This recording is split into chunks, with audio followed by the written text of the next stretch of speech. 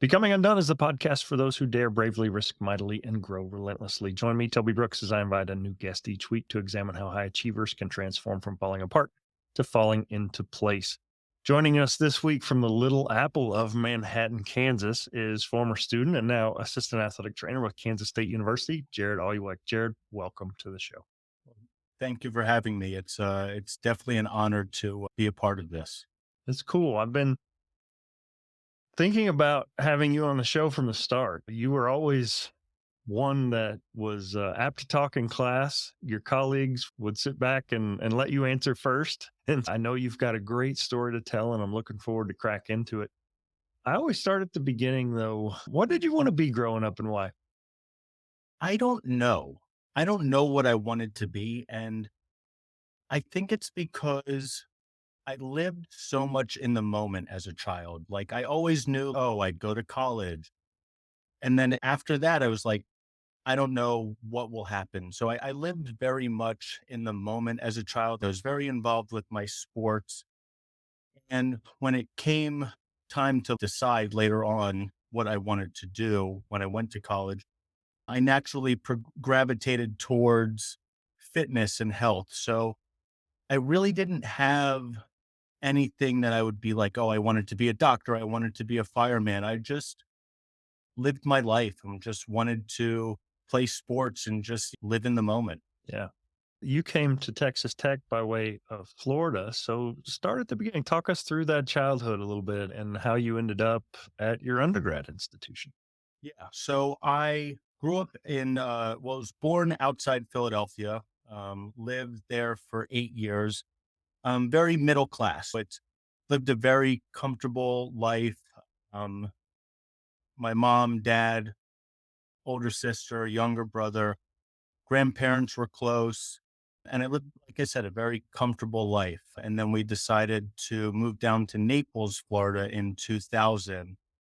And that was where craziness started to happen in my life. And it didn't happen immediately, but we moved down to Naples and my parents started to dislike each other, and that dislike started to build, and they ended up literally hating each other and then getting a divorce. But through all of that hatred, my mom and my dad towards each other, I was always surrounded by so much love and care, whether it was from my parents, my siblings sometimes, but my grandparents for sure. I was always surrounded by so much love, even my aunts and my uncles, that I was very privileged in that sense, not in a monetary way, but I was very cared for. I was very loved and appreciated. And as you grew and became active in sports, you started to think about playing at the collegiate level and also pursuing a career. You alluded to the fact you pursued something related to fitness and health. So talk me through that decision making process on major and where you ended up and tryouts and things like that. Yeah, grew up playing every sport you could name. Some I was better than others. I know you're a big basketball guy. Basketball was not my forte. I gravitated towards soccer, but I played golf, hockey, baseball, a little bit of basketball, if that's what you want to call what I play, soccer. And I was just very much involved in my sports. And then when I started to get more serious about soccer, it was probably the end of my junior year going into senior year. I realized that I needed to start to do more than what was at practice, and I needed to get into the weight room. So I started to lift on my own, and I really started as green as you can, like never step foot in weight room, started off with machines and progressed to free weights and then let it take on its own. So when I went to University of South Florida in Tampa, I naturally, again, gravitated towards exercise science. And that was really good for me because I knew that was my calling. I knew I wanted to be in health and fitness, and it just seemed like it fit who I was.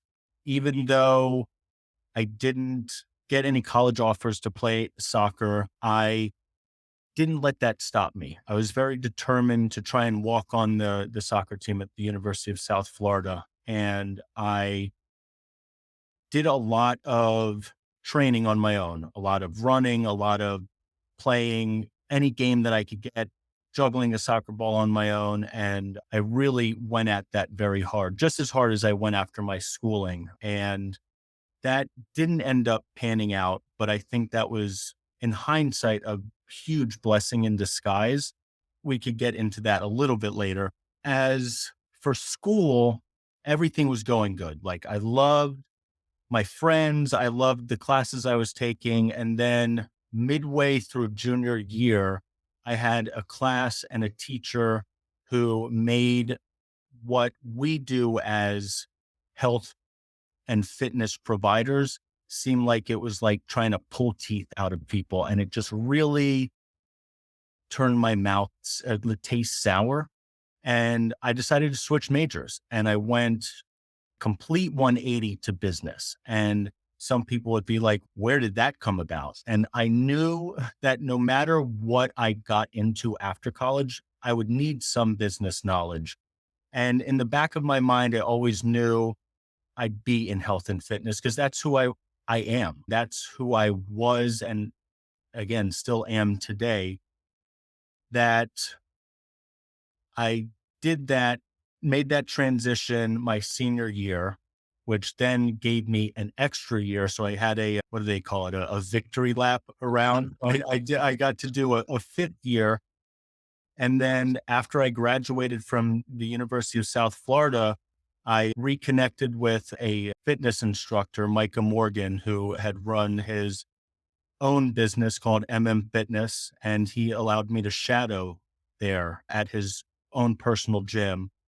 And that's where I really got to see the beauty of what a personal trainer can be for someone. I realized that in the small space, whether it was a one-on-one session, whether it was a group session, I realized that my classes gave my voice a platform. And I really loved being able to not only help change people physically, but also to be able to make a difference in their daily lives mentally. And I really got to see that come to fruition with one of my most consistent clients. And it wasn't the type of thing where she went from doing one push up to then doing 100 push ups, but it was the type of thing where her self confidence grew and she was able to really allow her inner light to radiate and shine through. And I loved that. That was really amazing to see that not only my workouts could make a difference, but who I am and being in the position to be a difference maker could make beautiful things happen. For sure. Let's go back a little bit. So you have this goal and this dream, and I can certainly relate. I can remember working in the gym alone, thinking like, this is my training montage. It's all going to pay off. I'm going to make this team. Everything's going to pan out. And that didn't happen for me either.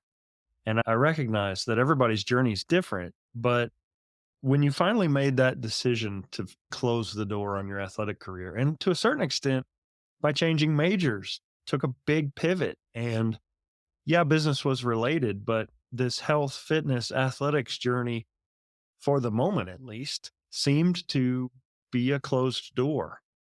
How did you deal with that psychologically? Was that a painful process and you looked back and missed it? Or were you working ahead and looking forward to uh, what you hadn't accomplished yet? I think that I knew, regardless of if I did college in 4 years and didn't change majors or changed majors, the next step was always going to be hard. I was very fortunate to have that extra year because there are things that happened in that year that being in college was like a safe space. And I was very comfortable in that collegiate environment. That if I would have graduated and had to deal with trying to find a job and find myself and then deal with a lot of death and just in my family, I don't know if I would have been able to handle that. But to answer your question specifically, I think I was just so focused on making sure that I did my schoolwork. I really learned, and I knew that even though I was switching to business, I was still working out every day. I was still putting up shots, even if I was missing all of them. I was still juggling the soccer ball and just doing things that were very active. So even though I removed myself from that in the college part, like school, it was still a major part of my life. So I never really removed myself from health and fitness. It was just a pivot in what I was learning. Yeah. I think I know you know this, but for listeners that maybe haven't considered it, all of us have to hang up our cleats at some point or whatever the analogy is. Very few people play throughout their life and never encounter that loss. But the key for me is learning to love to move your body and just being aware of the fact that there doesn't have to be a trophy or a contest on the line for me to enjoy, to love, to be able to run faster or lift heavier things or whatever. And I hesitate and I fear that through many of these episodes, the message was, oh, poor me, my career's over. Now what? But for many people, it's a springboard to related things at the very least, or you've learned or you've taught yourself lessons through the grind, through the sweat, through the pain.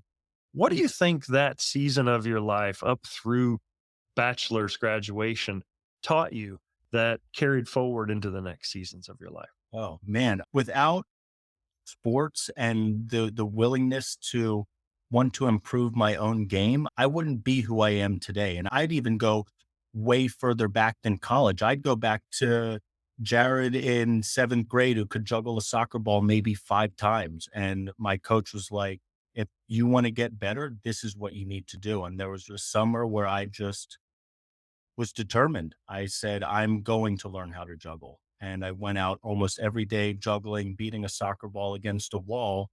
And it probably drove my neighbors insane. But what I didn't realize at the time, even though I learned how to juggle and my just control of the ball got so much better, what I was really doing was I was beating into myself specific characteristics that would carry me way past college to where I am now. And it was persistence, a work ethic, discipline, and a sense of independence. It wasn't someone who was saying to me, Jared, it's 5 o'clock at night. You haven't done this. It was me wanting to do this for myself to get better. And in that, I didn't realize it at the time, but it was really me developing a growth mindset. And that growth mindset has gotten me to heights that I could have never imagined. So it's through the sport, I mean, it made me who I am today.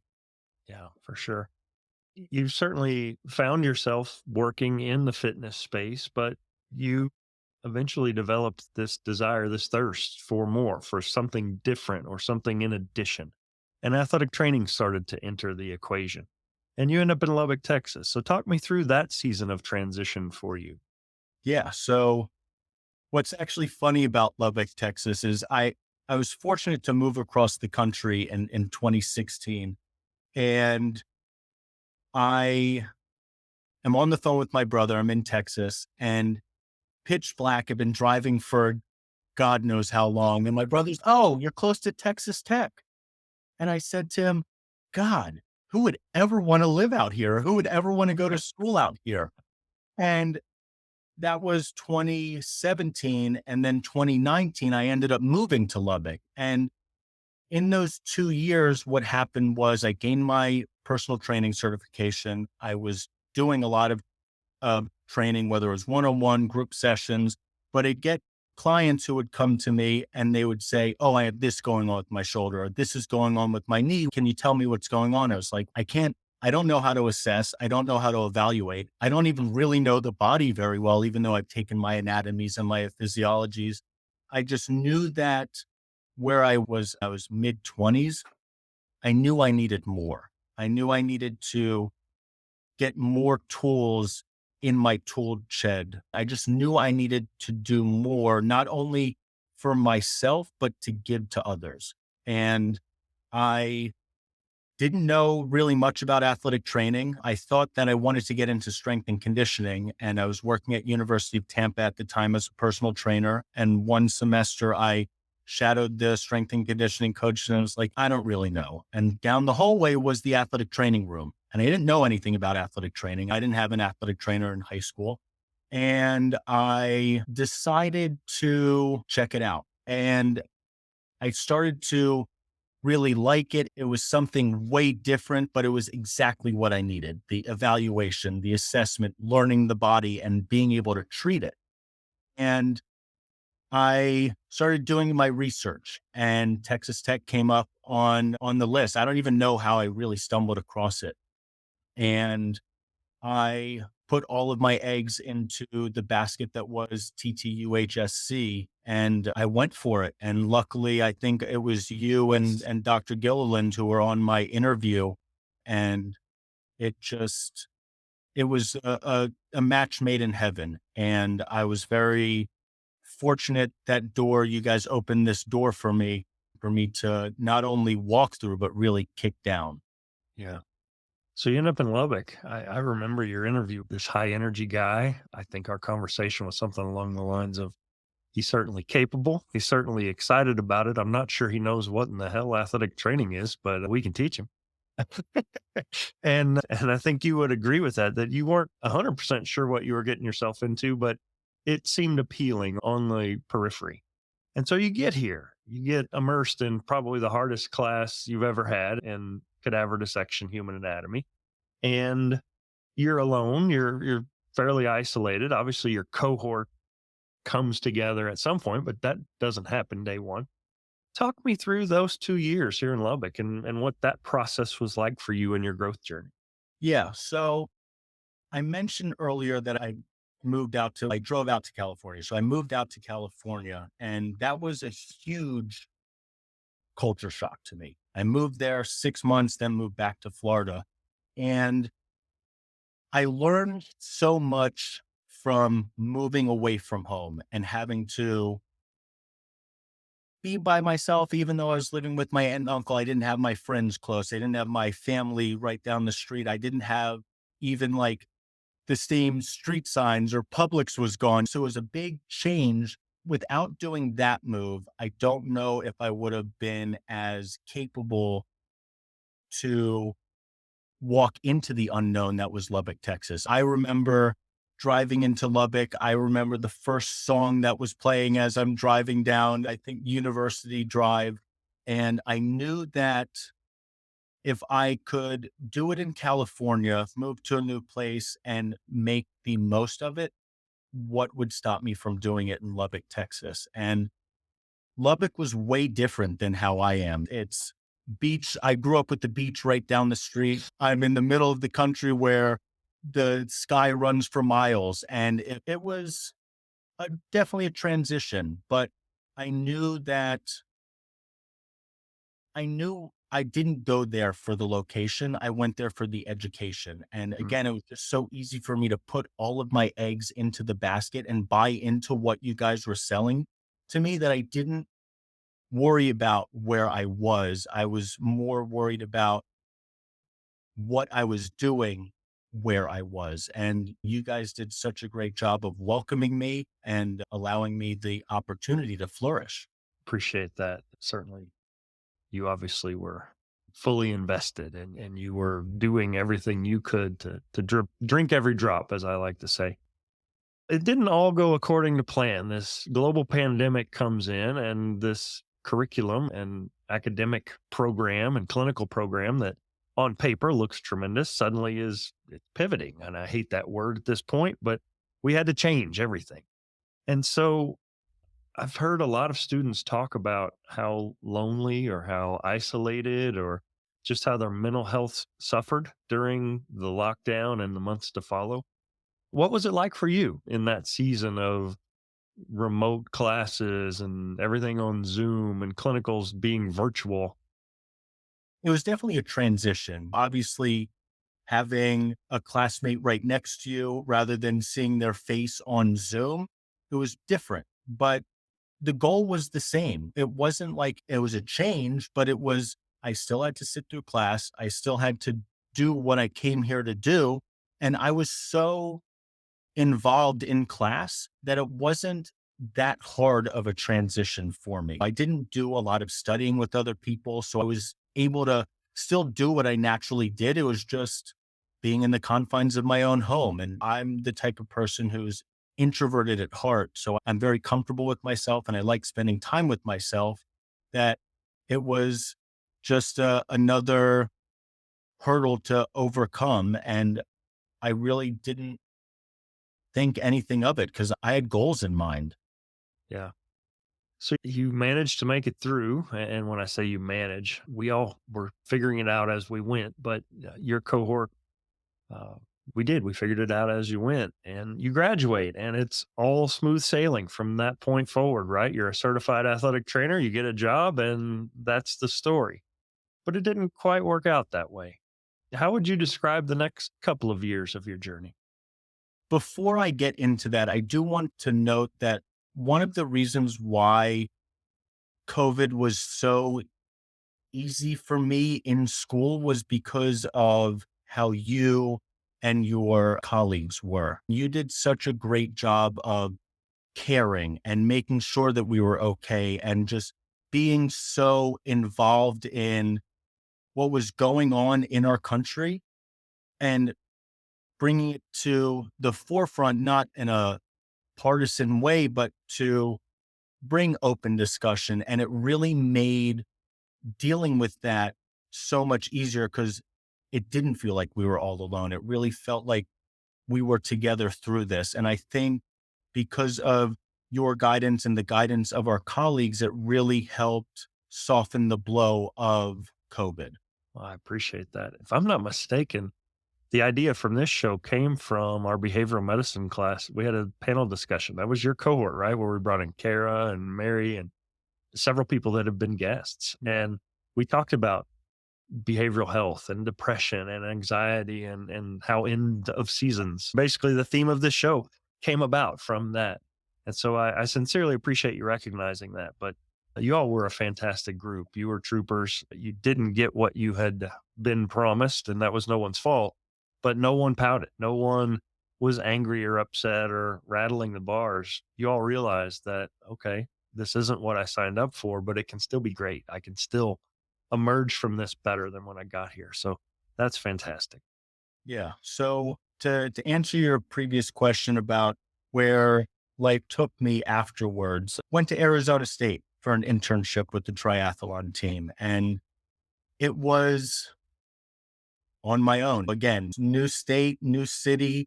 And I was ready. I was excited. I was nervous, anxious to see if me stepping out into the unknown, if my foot would land rather than falling and making me stumble. And I really flourished. And it was because of what I had at Texas Tech. It allowed me to build the confidence in myself to then be able to go out there and be comfortable with my manual therapies, be comfortable with my therapeutic interventions and exercises, but even more so with my clinical reasoning and judgment. And we all have imposter syndrome sometimes. And that really was in around me as I was trying to find my way at Arizona State. And the more I accomplished or the more I was helping people and the feedback that I was getting, I was like, you know what? Yeah, you can do this. You Mm. can absolutely do this. And people were receiving me very well. I was on the Arizona State triathlon team was like the cream of the crop. They'd won the last 4 or 5 national championships. So I knew I was coming in, I was going to get a ring and it was just like so wonderful. And I think that it didn't necessarily go to my head, but I got very comfortable and I did things that would lead me into eventually getting in trouble, but I didn't put too much thought into that because there was so much good happening. My boss was really happy with me. My athletes were very happy with me. I'd help out other teams. The other athletes would receive me well. So I was like, oh, this is really great. This is wonderful. And then I tried to transition from triathlon into track. And the way that was handled really rubbed me the wrong way. And I ended up getting myself into trouble, putting myself under a microscope to where things really got, I don't want to say out of hand, but led me to, what is it? Leave. They put me on administrative leave. And going from that major high of, oh, they're going to hire you after your internship and this, that, and the third, to flying out to Washington for a track meet and then having to be flown back to Tempe before the track meet even started was like, oh my gosh, it rocked my world. It really Yeah. rocked my world. And I love what I do. I love athletic training. I love caring for people and the conversations. And when that was taken away from me, it was really hard. It was a really major low point because what was I doing in Tempe if I wasn't working for Arizona State? That was what I came there to do. And when I lost that, it was hard. It really took a toll on me. Yeah, I know that we had communicated some during that time, and it was definitely a season of introspection for you. And you're, like you said, you're a growth minded guy. And so I love the fact that you weren't looking to blame anyone else. You were looking to maybe do a postmortem on this. Like, where did I go wrong? What could I have done better? How can I not make this mistake again? And where do I go from here? And maybe you did lick your wounds in private, but to me, you were focused on taking that coming undone and becoming undone and growing from that.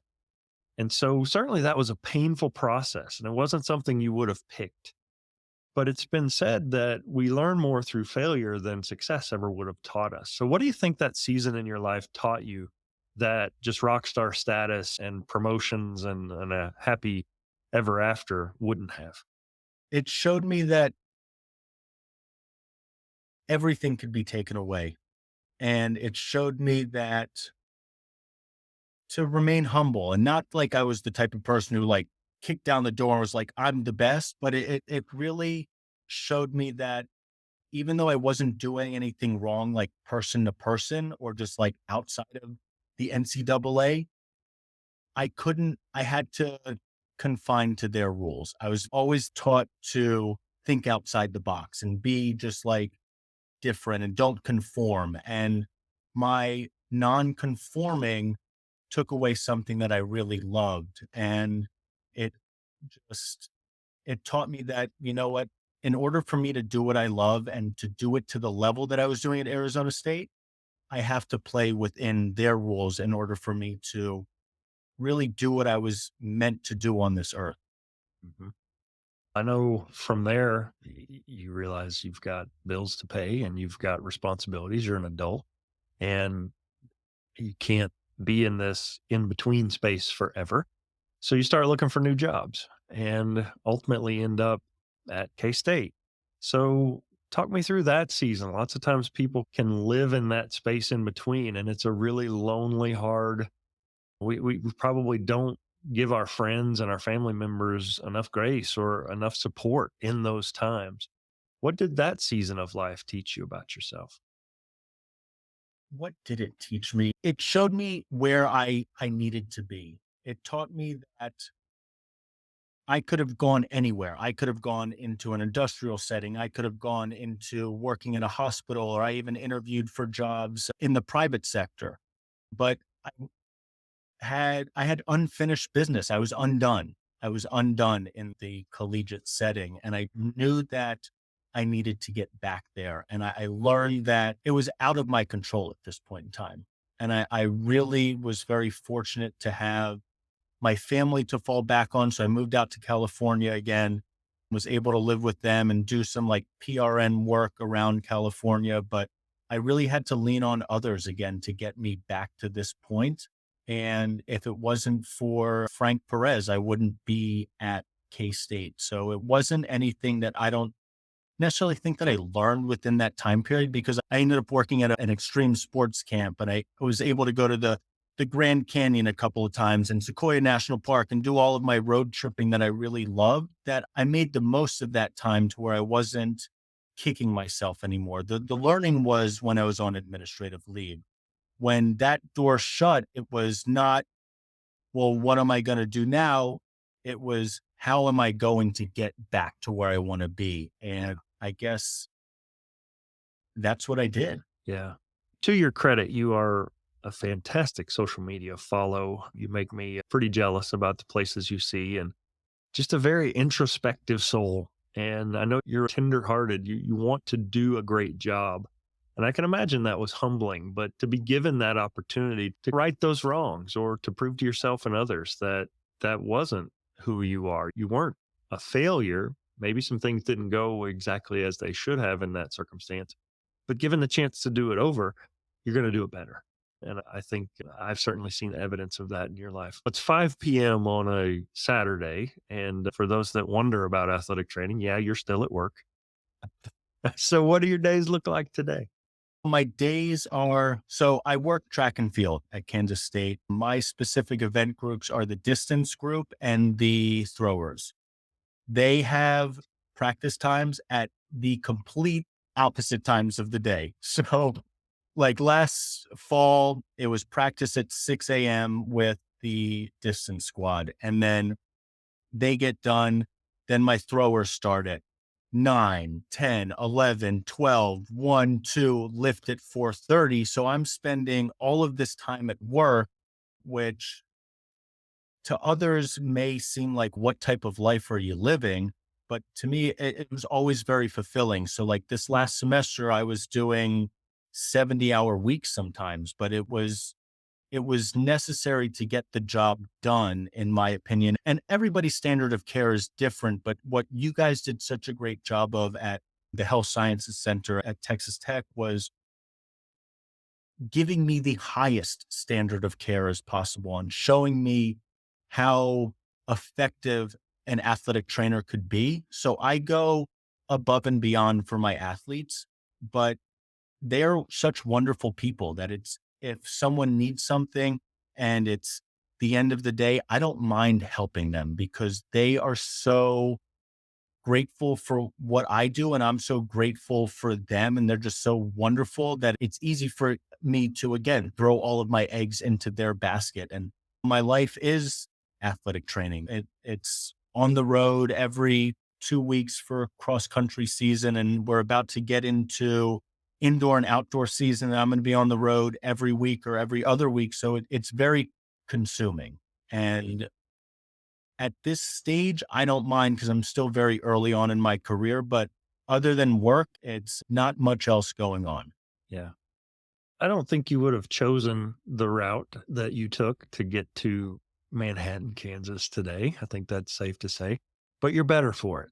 And I think you would agree that you learn things through that circuitous route that you wouldn't have learned if you would have just hopped on the interstate and gone straight there. How are you different as a result of what you've encountered? Oh man, the experience that I have. I say to my athletes sometimes, I've lived many lives because just the amount of experience that I have, whether it was driving across the country to California and then back, or losing my mom, or graduating from Texas Tech University Health Sciences Center as the MAT MVP. All of the highs, all of the lows gave me the experience that I needed to get me to where I am today. And I wouldn't change a single thing that's happened to me because, again, the experience that I have is just exponential. Yeah. What advice would you give younger you if you had a chance to go back in time and impart some wisdom? Yeah, I would say to my younger self, especially that kid who was very determined to get better at soccer, I would say to him, you will achieve your soccer goals. You will learn how to juggle. You will get to be able to control a ball very well. But what you don't realize that you're doing, even though you're beating a soccer ball against the wall, you're really molding who you are going to become. And your soccer career is going to go so far, but the mold that you're building is going to get you way further than you could even imagine. To California, to Texas, Arizona, to Manhattan. I couldn't imagine. And I'd also say to my younger self that you will go through major hardships. and you'll experience some devastating lows, but those devastating lows will help produce your greatest highs. And you'll learn more from those lows about yourself than you will from when you're feeling like you're untouchable. And I don't want you to shy away from those moments, because through the darkness, you will persevere, and the light that will be shined from it will be as bright as the sun. Yeah. I was never a Kobe Bryant fan while he played, but as I came to learn more about him after he retired, man, the whole Mamba mentality thing, it just absolutely resonates with me. And I'll never forget, I don't know if it was the first time I met you or one of the first times I met you, but you were decked out with your Kobe Bryant jersey. What is it about that mentality that speaks to your soul the most? I think it was the same thing that you were saying. I didn't really appreciate him until he was gone. Grew up a Philadelphia 76ers fan. I'm an Allen Iverson fan. It's Iverson against Kobe. But I always respected who he was. And I think I saw myself in who Kobe Bryant was. My name's never going to be hanging from the rafters of the crypto or Staples Center, whatever they call it now. But his work ethic, his determination to get better at his craft and just be comfortable doing it by himself without anybody watching or telling him how to do it.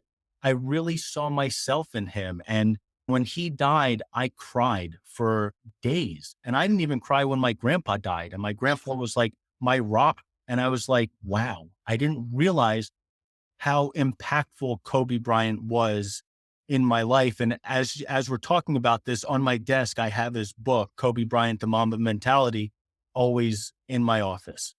And I saw myself in him. And even though I'll never have championship rings from the Lakers, or I'll never have my own shoe brand, I'm creating my own greatness within my own lane. And I think that is the biggest message that Kobe Bryant wanted, is you don't have to be the basketball star. You don't have to be a doctor. You could be scrubbing the floors at Amalie Arena like I had to do after I graduated college, my undergrad. But if you're determined to be your best, then do it. It doesn't matter what lane you're in.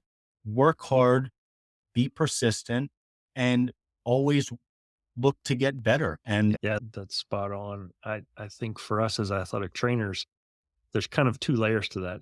I know we're like-minded in that approach for ourselves, but oftentimes we're inheriting or we are caring or ministering to athletes who are broken and maybe physically, but more than likely also mentally. And it's real tempting in those lows to feel like this has happened to me. I don't have control over this. This hamstring injury is going to keep me out of conference or whatever. And for us, we can model it. We can show through our actions that I can't control. I'm not 6'10. I can't jump out of the gym. I'm not the smartest guy in the class, but I'm going to max out what I have. I'm going to control my effort, and I can model that. And then I can also hopefully inspire that, whether that's a student in my classroom or in my Zoom session, as it were, or a patient on my table.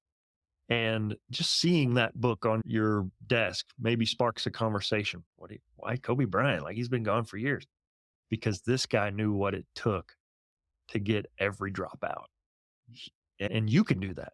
You're not going to get back on the field or the court or the track today, but how can you be the best you can possibly be today with what you have where you are? And I just wanted to applaud you, because honestly, I didn't pay much attention to Kobe Bryant before you entered my life. And I have you to thank for that. Kudos. I got 2 left for you here. We're about to land this sucker, and it's been a long weekend already, and you need to get home. I love music and the emotions that it can frequently represent. What song would you pick to play in the background for a montage of your life, and why? Kiss of Life by Sade. She, in the song, she says, there must have been an angel by my side that suddenly came down from above. And she talks about just a lot of beauty. And that's my life. My life is not perfect. There's a lot of ups and downs. I wish that some things that happened wouldn't have happened, but I made the most of all of it. I turned it into a beautiful life that is the life of Jared. And the life of Jared is a kiss of life. And I listen to it all the time when I'm watch a sunset or a sunrise, or I'm on a road by myself. I listen to that song and it really just resonates with me because I just feel like I'm very fortunate and blessed. And that song just personifies that. Super cool. Oh, I'll have to check it out. I'm not familiar with that one. What for Jared remains undone? There's a lot undone for Jared because my story won't be complete until I'm 6 feet deep. And I want to start a family. First, I have to find a girlfriend and a wife and then start a family. But I have that on my forefront. I have a burning desire to get better as an athletic trainer. I already do some pretty great things, but I don't want to stay where I'm at. I want to only get better and put more tools in the shed. So I have a desire to get better at my craft. And whether that means continuing to work in the collegiate realm for the next 10 plus years, or I change to doing something to where I could have a little bit more balance in my life, I will.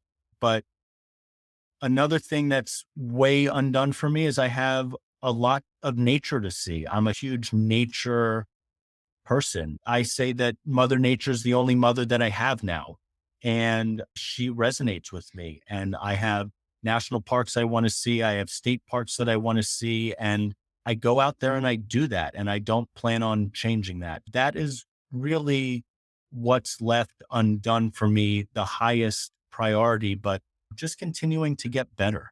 Yeah. If there's anyone that can do it, I know you can. How can listeners follow or connect with what you do?